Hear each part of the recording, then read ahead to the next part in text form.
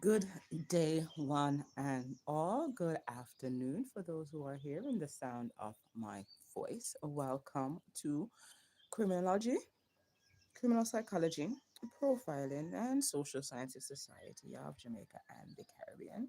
We are here on the 18th day of the fourth month in the year 2025, so they say. And I want to give a shout out to everyone who's hearing my voice, for those who are within the social sciences field and for those who are outside the social sciences field. Good day, good morning, good after evening. I don't say good morning, I say good AM, top of the AM. Good after evening, greetings, salutations, all the beautiful stuff. And November 19th and 20th is the Domestic Abuse and Domestic Violence Against Men Symposium in Jamaica on the 19th, which is International Men's Day. We plan to do it in Kingston, Jamaica. And on the 20th of November 2025, we tried to do it in St. Thomas, Jamaica. Two symposiums spread over 2 days in two parishes. And these two parishes actually covers about five parishes in vicinity, depends on where it is. Because, Kingston, St. Andrews, St. Thomas, St. Catherine is right there. Yes, it is. And then Portland is both on the border of St. Thomas and St. Andrews and Mary. So cover that side.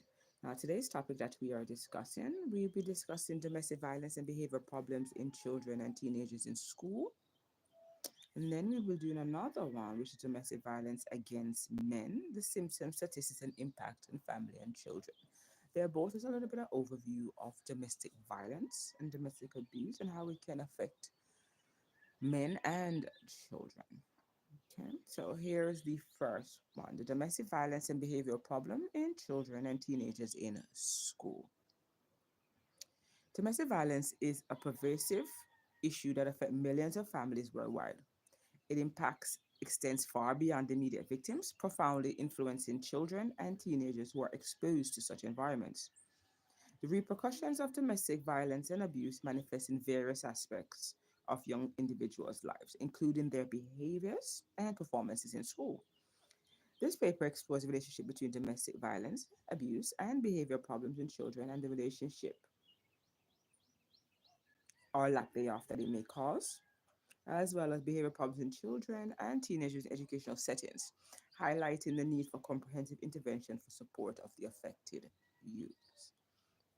Now, the impact of domestic violence of teenager on teenagers and children is as follows. Exposure to domestic violence can lead to significant emotional and psychological distress in children and teenagers. The continuous exposure to conflict and aggression in the home environment can result in a anxiety and depression. Children may experience heightened levels of anxiety, fear, depression as a result of witnessing violence between parents or their caregivers, or in instance, their neighbors. Because the children don't have to be raised or in the home where domestic abuse and domestic violence is prominent. They could be living in a court and the yard, if it's a tenement yard, they could be living in the apartment complex. Could be living in the cul-de-sac, and because the cul-de-sac is so close, you get to hear everything. There's also PTSD, which is post-traumatic stress disorder. No, it's not just affiliated with military, and it's not just affiliated with the rape of victims. It's affiliated with children and persons who have recurrent exposure to domestic violence, which can lead to symptoms of PTSD, which includes flashbacks, nightmares, and severe anxiety. Now, that causes behavior problems in school. Children and teenagers who experience domestic abuse and violence often exhibit a range of behavioral issues in school, which can hinder their academic and social development, such as including and not limited to aggression and bullying. Witnessing violence at home can normalize aggression and aggressive behaviors, leading children to mimic such actions at school. So if it's not the norm to see mommy hitting daddy and daddy hitting mommy, and then everything is like hunky dory and everybody's happy and smiley, and it's the norm. A child would expect to go to school, or a teenager would expect to go to school and regurgitate the same behavior and expect it to be accepted as normal. And then the parent and guardian and caregiver actually cannot say nothing because you are indeed responsible for what it is that the child is indeed seeing. They may bully peers or exhibit hostility towards teachers and classmates. There is the withdrawal and isolation factor. Conversely, some children may withdraw from social interactions and become isolated, finding it difficult to form relationship and trust others. Then there's always the disruptive behavior. Exposure to domestic abuse can lead to attention difficulties, hyperactivity, and other disruptive behaviors that affect classroom dynamic and learning outcomes. Now, how is it effective from a criminological standpoint, sociological standpoint, and the psychological standpoint? From a chronological standpoint, the cycle of violence theory suggests that children who witness domestic violence and abuse are at a higher risk of becoming involved in violent behavior themselves. Kwako si kwako do. This cycle perpetuates antisocial behavior and in delinquency, reinforcing the need for early intervention and support system. Sociological considerations. Sociologically, children exposed to domestic violence and abuse often struggle with socialization processes. The family, being the primary socialization agent, fails to produce a secure and nurturing environment for said children, leading to difficulties in social interactions and community engagement. The stigmatization and isolation resulting from domestic violence can further exuberate these challenges. Now, the psychological intervention. So, before I gave you the criminological perspective, the sociological standpoint considerations, now I'm giving you the psychological interventions.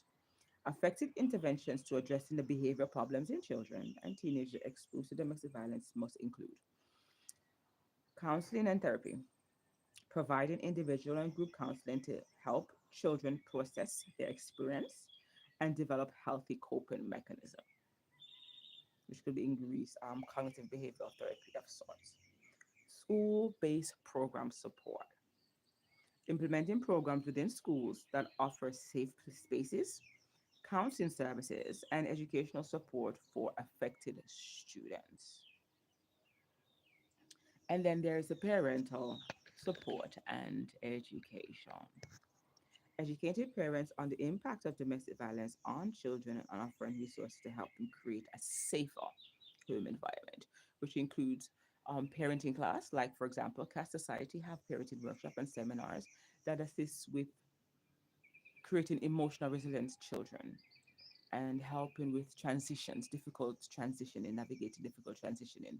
Difficult transitioning is pretty much change in a lifestyle or a lifespan or a point in a young person's life. For example, they moved from one school to another, they moved from one community to another, one parish to another, one country to another. They moved from one parent to a guardian to different family members. Somebody has passed away, somebody's in hospital, somebody's in prison, right? A new child has been born, a new relative that may live reside with them has been born. They used to be in certain grades and certain happens, so now they have to certain grade. There's a lot of difficult transition that as parents it can affect. And as we stand here, domestic abuse and violence is a difficult transitioning move for them because if a child or a teenager is not used to their mom and dad constantly arguing, fighting, being abused financially, mentally, physically, spiritually, emotionally, sexually, then it's a difficult transition for them. Now, in conclusion, for this part of the domestic violence and behavior problems in the children and teenagers, we will mention domestic violence has profound and far reaching effects on children and teenagers, manifesting in significant behavior problems within educational settings. Addressing these issues requires a multifaceted approach that includes emotional support, educational interventions, and community involvement. By understanding and addressing the root causes of behavior problems linked to domestic violence, educators and policymakers can create supportive environments that foster the healthy development and well-being of all students. So that's just a little 10 minutes overview and snippet of domestic violence in regards to teenagers, young people, behavioral problems in school. I am R.A. Blake, criminologist, criminal psychologist, profiler, social scientist, researcher, author, and the advocate for Domestic Violence Against Men Symposium Initiative. If you do want to contact me, the Jamaican numbers are 876-227-3462. That's 227-3462, or 856-0815. 856-0815. For those who are international and the Jamaican number is not picking up, WhatsApp only is 074-389-84679. 074-389-84679. That's the UK WhatsApp number. You can always email at bnvirgo@gmail.com. That's bnvirgo@gmail.com. You can always go on the website www.bnvirgo.com, www.bnvirgo.com. Our social media platform is at CAS Society. So CASS dot society, that's CASS period society, or at domestic violence against men, sorry, domestic abuse against men exists. Instagram. Hashtag domestic violence against men exists. Cash Society, DAVME, all this beautiful stuff. Now, again, thank you so much for tuning in. The next one will be domestic violence against men and how we can have highlighted domestic violence against men, symptoms, statistics, and impact on family and children. This is just a brief overview. I will see you guys later on down. Again, thank you ever so much for tuning in and enjoy the beautiful view.